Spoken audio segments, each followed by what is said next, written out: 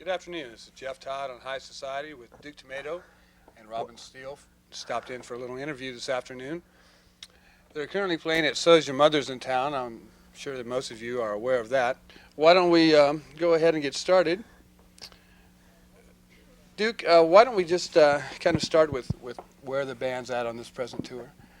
Where are you going from Des Moines? We're going from here. We're going back through Bettendorf on Monday and Tuesday, and then we'll be back in Chicago at the end of the week. Mm-hmm. I see. Are you basically, 4 or 5 months in advance as far as your bookings are concerned? Yeah, it's usually about. These are really techie questions here. These are we're usually booked about 3 or 4 months in advance, but there's some flexibility in that. We'll justify certain things for money. I see. One of the things we talked about was the ability that you have in the clubs to make money, whereas a lot of days people aren't. Do you want to? Well, you mean, yeah, now it's a real bad time now, and it has been for the last 6, 7 months. It's real funny how that works, but it's we've managed to do pretty well, I think, because we appeal to a generally older crowd, and as a result, our support has remained intact, and those people still have money, and that's what's enabled us to go on. Whereas there has been a whole lot of bands, particularly on a regional level, breaking up and just having a whole lot of trouble financially in general, whereas we haven't run into that yet. Okay. What do you attribute the success of, say, your gig at Mother's, for instance, where in this case you have a lot of young people? Yeah. Basically because the old people won't go into that club. But right. If you got a lot of young people, do you think they just blow all their money for Duke Tomato? No, I just think you have a bunch of rampant lunatics in this town, and they're not ashamed to do anything in public, and that's why they go there. I would agree with you. They get a little wild there, you know that. Is this one of the wildest clubs that you play? No. Where was it playing this one? We played that one. We from time to time places. There very interesting things happen in places. Like we were playing one place at the University of Illinois one time, and in some of my rampant foolishness, I happened to just say, "Okay, everybody, take your shirt off." And what do you know? But this young woman jumped up and took her shirt off. And those kind of things. And we play this place in Michigan, East Lansing, Michigan, where we play one of the tunes that we play is "I Want to Tie You Up." And this young fella jumped up and just started pulling his hair out, literally pulling his hair out. Painful. I mean, there are places that people get so. The one thing that we managed to avoid, and I thank God for it, is the fact that we rarely, if ever, have any kind of violence going on. But we do just get some berserk behavior, and that tends to happen most everywhere. And Des Moines up there with everybody, but it's not necessarily ahead. I understand that. Okay. We were talking a little bit earlier about the facilities of the clubs in Des Moines. I guess we're talking about Mother's. Mother's is indeed one of the smaller clubs that you play. Is that correct? And you play in Sgt. Pepper's in Iowa City. How many clubs do you play in Iowa? Those are the only two. Well, those two and there's a Black Stallion that we play in Bettendorf. But we seem to have a real, people have been real friendly for us. It's a funny thing about clubs now. The biggest problem you run into is like a lot of them are physically limited in that they don't have enough space and they don't have enough facilities, dressing room facilities and all that kind of stuff. And what you wind up with in the end, what your dividing line is as a performer, is not necessarily the facilities of the club so much as it is the people who run it. And at Mother's, there are a very nice group of people that run it, so it makes it what physical difficulties there are easily overcome because you have a positive feeling to start with. The same is true with the people at Sgt. Pepper's in Iowa City. Very, very nice bunch of people. The people at the Black Stallion seem very nice, but we're not that well acquainted with them. We've only played there several times. Right. Okay. One of the questions I think I asked you last night, I'll ask you again. Do you consider yourself a salesman? I've thought about that since you told me that. That's a tough one. And I guess, yeah, sure. I guess anybody who's like, particularly in the entertainment business, you're, well, we wrote all this stuff, right? We made all this music, and we wanted to be successful. And so then what you do from that point on is you do your best to put it across. You know, I'm the liaison between the music and the band and the audience. So in that respect, I guess de facto I am a salesman. You know, without even setting out to be, obviously. Right. We also talked last night about basically about the feeling that you have the ability to create a feeling that the crowd wants to participate in. That's a tricky one. That's a real tricky one. Sometimes we come out, there'll be nights where we'll, you know, the crowd's ahead of you. I mean, they've just got more energy going. They've been there since like 7 o'clock at night, and you're starting at 9:30. And they've been drinking, and they're just ready to go. And it's almost impossible for you to just jump up and be in that frame of mind immediately. So, and then you approach it. The key to getting by in the business is figuring out what you have to do and how to approach it, and then just until you get to the point where you're not in control is a bad word. You know, control is a bad word, but at least until you're even with the amount of motion that's going on in the room and able to fit in with that and hopefully alter it into a positive way. I'm kind of a director. That's part of the job. Okay. Real good. A couple notes I want to touch on here at the beginning of this interview. You say basically your home is in the Illinois Champaign area? Yeah, well, as we were talking about before, I'm from Champaign. Well, I'm living in Champaign. I'm actually from Chicago. Robin lives in Indianapolis. Our keyboard player lives in Champaign, and a bass player lives not too far from there. And the road crew is a bunch of rampant transients. I have no idea where they are from day to day. Right? Nomads. Who do you have on your road crew now? Is it Marty and who else? Marty Ficardi is our stage man. Don Mackey is our light man, and John Kiesling is the sound person. And have they all three been with you for quite some period of time? Now, Marty's been with us for 2 years, and Don's been with us a little over a year, around a year, and John's only been with us about 6 months. That's a tough job. Boy, that is a tough job. And they seem to really have the knack to be able to smile and do it at the same time. I've seen Marty hustle around on those lights many times up there, and then again, I've seen the light equipment improve from time to time. Yeah, well, they're pretty much they try, you know, that's a lot. I mean, that's everything. I mean, you can accept anything from people that, you know, any kind of mistake as long as you know that they're trying, even from yourself. If you beep up real bad, you know that it's not because you weren't trying. I mean, it's only, and I think that kind of positive attitude is what would make the difference in any kind of rapport between people. And we do have a good rapport.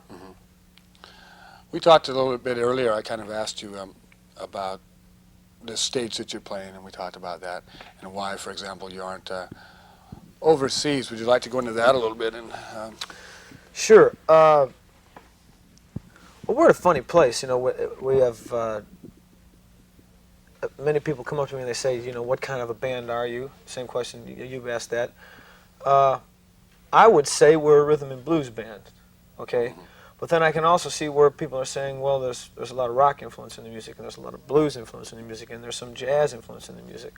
Well, the reason for that being is that we didn't specifically ever set out with the idea of making a certain kind of music. We just set out with making our own music, you know, achieving our own perspective on things, and trying to make that as honest and as artistically viable as possible. Now, all the other stuff that we've done has come off more or less as a, you know, a spin-off of the enthusiasm that we get from that. The fortunate thing about this is that it seems to have a very long-lasting effect. I mean, we've been playing together for 10 years, and we've done consistently well for 10 years. The unfortunate thing about that is the fact, to answer your question, is the fact that you find that you do not have that kind of universal appeal. You cannot be categorized.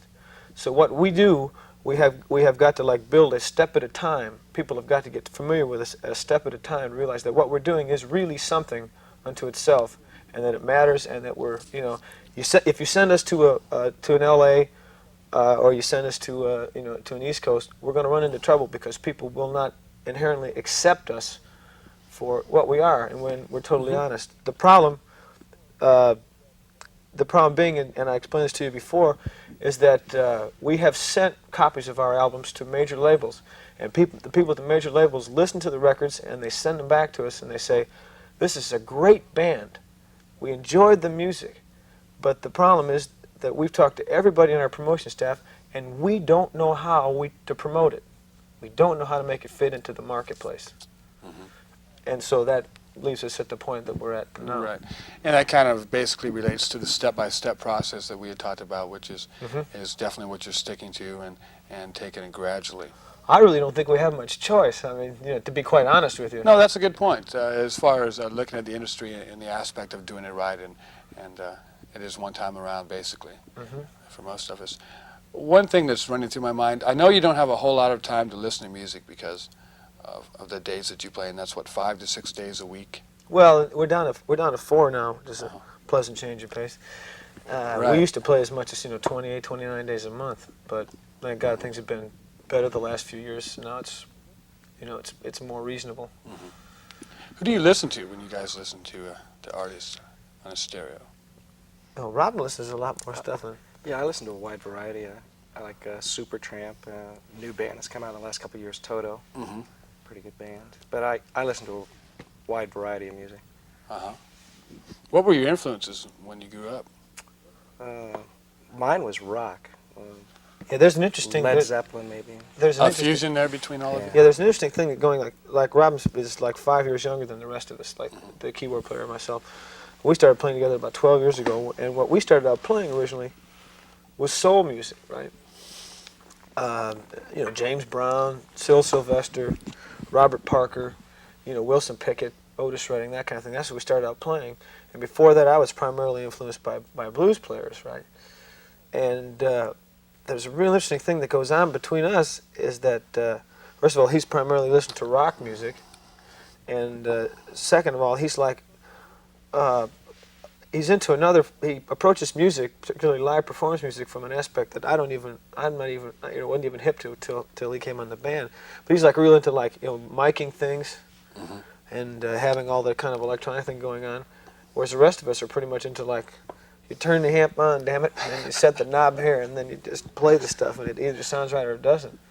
Right. But there's someplace between the two is where the real reality lies, and that's why it makes it real interesting. Right. One thing I've been thinking about these last few days while you've been in town is trying to get right in my own mind, and I don't know if I'll ever do it. The combination of the music... Why you got into TV? That's also a good question. But the one why you're not going to have a job after this show? Right. The one I'm thinking of right now is trying to get straight where the music stops and where the fun starts. Oh, loaded question. But it's heavily related. It's hard to imagine, particularly in the younger days. In the earlier days when we were playing, everything is related. Once we got happy playing the music, then the fun started. Then you'd cut loose and start, making faces at mugging at the audience and wearing silly hats and doing that kind of thing. Once you were loose enough so that was a natural part of what was going on. But now as time goes by, you get to the point where you realize that you can trigger some things by doing it. Like, for example, if the audience is kind of ambivalent as to what they want to do, you can mug at them a little bit, just for the sake of mugging at them, and it may open up a doorway where everything tends to loosen up. Right. It's all interrelated. I mean, everything is tended to support one another. Yeah, I noticed again last night that you did the type of thing. It was one of the crowd response songs where usually you'll kind of ask LV for how he feels about it. Was that good enough? And usually he'll shrug it off, and maybe later he'll go, ah. And it kind of gets him real fired up. Oh yeah, well, entertainment, okay, as a form of being, as what it is designed to make people forget about what else has been going on in their life. I mean, that is really the job of entertainment. It's not my job to, get up there and deal political polemics and, just lay stuff out. It's my job to, you come in for 3 hours. For 3 hours, I'm going to do my damn best to, gets you to forget about all the other stuff that's been going on in your life. You're right. That's And a good statement. you know, and that's the way you use everybody. Everybody in the band is there for that reason. Things are set up in a certain kind of pecking order, but the idea is to get the people fired up. Right. Let's talk about your on-stage performance for a minute. I've seen you do quite a few different things. Do you still get up on that front table that shows your mother's and shine the light down on you? Oh yeah, that's. I normally was doing that with a radio transmitter, an FM transmitter, but which has gone the way of all modern technology. It's in the shop being repaired. I see. But it's really handy when it's working because it gives you that capacity to go out in the crowd without a cord and walk around, and you know, wear little flashlights or Right. do silly things, and it's a real handy device. What happened to your rope? When did that leave the band? People take things from us like there's no I- tomorrow. I'm aware It's of just that amazing. relationship. It's just amazing. I think the record for a rope is about 6 days. Really? Yeah. Every time we get one, it lasts Well, it's- maybe that long. I don't know if they assume that unity with the band, but they, you know, people, when they fall in love with things, they kind of want to claim ownership, and maybe they think, well, it's all right, because Duke knows that we love him, so it's okay if we take his rope. I've had, I have those red towels that I carry. I've had about 6 of those stolen. Just leaving them on stage, setting them on the piano. We reach up there and grab it off. I've seen that happen quite a few times. But people, you know, they don't mean any harm. They're just Right. like into the spirit of the thing. Uh-huh. What about the red wig? I haven't seen you wear that this weekend. Do you still? I think it's around someplace. See, now what happens with that stuff is that road crew buys that stuff and they buy it pretty much on a lark, and if it's there, I'll just grab it. Right, Once the spirit moves me, I just grab it and do whatever seems natural. Uh-huh. Which leaves me a lot of latitude, you know. Uh-huh. I mean, What are some of the newer props that have joined the act? the newest prop, per se, is that lantern thing. I mean, that's a great thing. Looks like some kind of gynecologist light. It's one of those coal miner things. Uh-huh. It's a pretty handy thing. Right. Run around the crowd and. I saw you the first night. You had tried that. Yeah, well, live and learn. You know? About the rope, so do you occasionally buy a new rope every once in a while? And Normally of course, they're it's for given the to song us. tie you up. They're given to you. Normally they're given to us. We had a great rope that we got that one time we got in Door County. It was. Was that the one with the young lady that I won't mention her name, but we wrapped her up one night, and was that the biggest? Wait a rope minute, is you've this had? you can't mention names in this show? Well, I guess Leslie won't mind if, on second thought, if we expose her, as she does herself well. Oh my God. Was that the biggest rope That's you've ever you're had? going to get yourself in trouble. This could be considered The largest slanderous. rope, whoever took it deserved it because it had to weigh about 10 pounds per foot. It was. It had to be about 4 inches in diameter, and it must have been 20 feet long. And how anybody got it out of the club without somebody seeing them is just amazing. Right. And carrying it was a feat in itself. So. I once watched a young man, or was aware of it, got up on stage after the Buzzman played one time, and they had a frog up there, a big inflatable frog behind Big Phil. And a young lady talked him into going up, cutting it down, deflating it, sticking it underneath his shirt. And with a little help from the local people that hang out in the Blue Cloud a little bit, I guess I'll use the word bikers, they helped me out, and we recovered it at Zach's 2 nights later. Well, we're on the subject of fun here. Why? Who's we were having fun? speaking- Was somebody having fun? Wait a minute, I missed it. We were speaking, I guess the name Keith Moon fits right into this. Let's talk a little bit about the fun There's some house. black humor to be involved in this now. If you're going to say if Keith Moon is involved in this, I mean, is this program dead too? I mean, what is this? No, not at all. But I like to relate to things that happened in the past, and I feel he's still with us, and I'm sure that you do. Tell us a little bit about some of the crazier things that happened on the road, if you will, with the Duke Tomato Band. Oh man, there's just like no limit. We were talking about this. There's the fella in Michigan who gets so excited.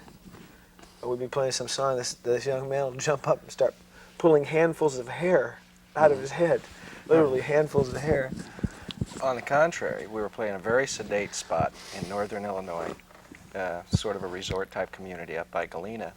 we were in this club on a Saturday afternoon rehearsing, very relaxed. We were sitting around taking a little lunch break, eating sandwiches, and all of a sudden, boom, you know, and half the bottles in the bar fall off onto the floor. And this man who had just walked out of the tavern made a U-turn in the street and ran right into the front of the club in his car. And everybody was completely silent, and the first thing that came to my mind was, "Hello, Prudential." You know? Where's my piece of the It's- rock? yeah, right. Everybody, you know, is claiming whiplash and stuff, you know. But the amazing Jerk. about we were all seated at this table, maybe 15 yards away from where this had happened, and we're like sitting there drinking coffee, eating sandwiches, just talking about the arrangement to some song, and you hear this boom, and all of a sudden, you know, like we're going, "What the hell was that?" You know. Then everybody runs over, and there's like a curtain behind, you know, like behind the bar, and you lift up this curtain. And here are the two headlights in this car. And they You know, weren't like, broken. Right, they They weren't came broken. from a brick It's like wall. it knocked right through a brick wall, and really the car didn't look damaged at all. I don't think it did. Yeah, it must have had one of those collapsible bumpers. But I mean, it was like, "Are you kidding me?" You know? All right. It's pretty funny. All right.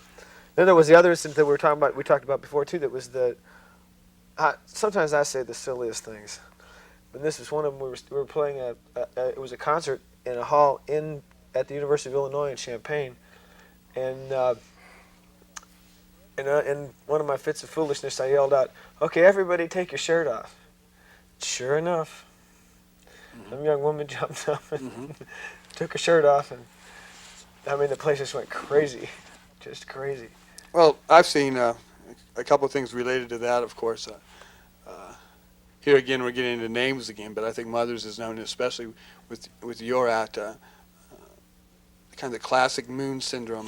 Have you seen some good moons at Mothers from some of your fannies? No. You've never seen any moons? Oh, I don't see anything. That's another. We talked about that last night. Yeah.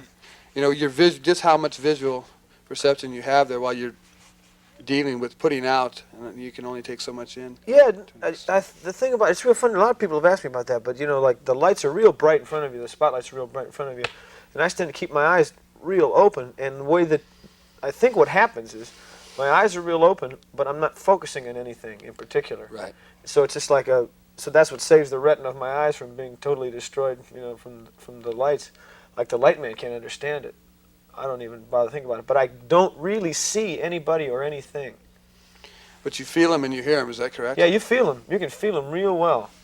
It's remarkable how you can feel where a crowd is at, and what kind of spirit they're into, and whether or not you can measure up to that. Mm-hmm.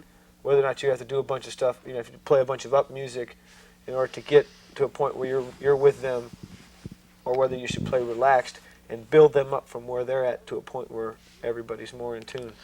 Right, I was paying real close attention Thursday night because that was one of the most melodic, probably planned out sets I think I've heard. Was that mostly original music? Actually, those are the least planned out sets. Those are the sets that you just like call the mellow songs, and you just play them. Do you work with the song list, Duke? No. You basically just kind of Yeah. throw in whatever you feel. Yeah, and there's also a lot of room inside the tunes for if somebody comes up with a good idea, for everybody to listen to it and try to react to it. That's one thing that keeps the music pretty fresh. Mm-hmm. It's just the opportunity to like stick your own 2 cents into it most all the time. Right. There are a few songs that are designed to be like you know, safe bases, like where the arrangements are consolidated and they're straight ahead, and you do that. There's maybe 2 or 3 songs a set that we do that way, but the rest of the songs there's latitude to explore. Mm-hmm. James seems to really be coming along since I've seen you last. Really, He is really progressing. he's always been. Mhm. He's a spectacular player. Mhm. He's a great, you know, he's a great ear for you know, for music in general. I mean, Mhm. he can play anything quite easily. Mhm. He started out as a gospel player, and you know, he always played organ. And for years with us, he had to play piano because we couldn't carry it. We didn't have the facilities to carry an organ, Right. or the PA to mic it. Mhm. But you know, last several years we've been able to have the organ. It's really made a great deal of difference in his, you know, own performance. Mhm. One song I heard last night was Naughty Child, and you indicated that was on the new album. What can you tell us about that album? What label is it going to be released, and when? The album's great. No, we're real happy with it. We did it at Shade Tree Studios in the Playboy Club complex at Lake Geneva, Wisconsin. Wow. It was fun too, you know. Right now, at present, we're working on a couple things. We're going to probably do either our own record label again, which is the Trouser Worm Tunes label. What's that name one more time? Trouser Worm Tunes. That's Okay. exactly what it sounds like. Okay. And we'll either do that or there's a couple of small labels that we've been negotiating with. Right. The real nice thing about having our own label is that we maintain all of the, all the artistic control, and we're on Right. top of everything. Things of this nature. Yeah, but it also too with a small label, with a regional label, you maintain a lot of that kind of thing. Plus, you get an advantage in distribution. Right. And when did you say it will be out? It will be released? Well, theoretically, our release date was last Monday. I see. But it'll, it's done. It's sitting there. The cover art has been done. We've been very lucky as far as cover art goes because there's a very fine artist, Frank Gallo, who's done a lot of. He works a lot in epoxy resin sculptures and has done many things for Playboy magazine. And he's a very good friend of ours, and he does the covers for us. And Naughty Child leaves him a lot. Well, the Red Pepper Hot title left him a lot of room to work in, and Right. also the Naughty Child thing. Has he finished that? Well, we're down to two options now. One of which is using one of his newest pieces, which is a pretty interesting. I love your vocabulary. What? I said I love your vocabulary. How do you view that cover, Robin? The new one? The new one? Right. What does it say to you? It's a Naughty Child. Okay. Well, we're kind of winding down here. Let's talk about a few crazy topics. What do you? I guess it's inevitable. You see it at Mothers, or you hear it and feel it. What do you feel about? Well, first off, about social drug use. What does that have to do with the people you play for? Do you think maybe that's the key to reaching that height of excitement, but yet not having any violence come out of that? Oh, that's a $100 question.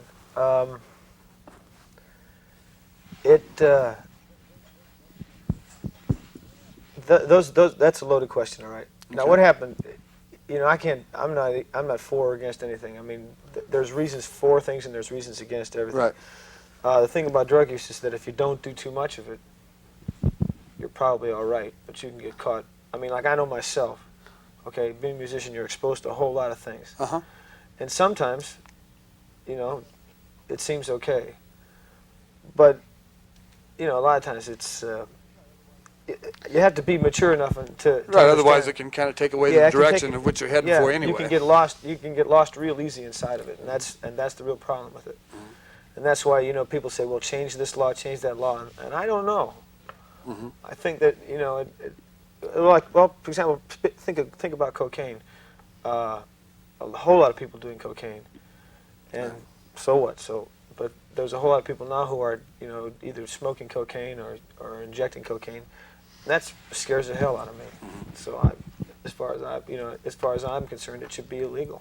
Another thing is the age limit, like just the social acceptance at a particular age level. Like, if someone is 20 years old or 30 years old and they want to smoke pot, fine. But somebody that's 12 years old, Right. who knows? I really don't think. But we're not 12-year-old people to decide that either, because Uh-huh, our this lifestyle is is true. completely different than what's going on. Yeah. For example, people under 18, do they have a chance to see Duke Tomato? Yeah, we do outside shows. They don't get to see us as much as people over 21, but we do outside shows. A lot of them, like Chicago Fest, Milwaukee Fest, and various college shows where there's no drinking, and we do also play just theater halls. Well, let me give you the same. One of my last questions is the same question the band got on the last waltz. What about women on the road? Why don't we talk about that for a minute? What about women on the road? I mean, Well, Some of them should be kept off the road. some of them should be kept off. Well, I can it's like some of the men. Well, we've been to some great pool parties here in Des Moines. Is anybody in the band married? Yeah.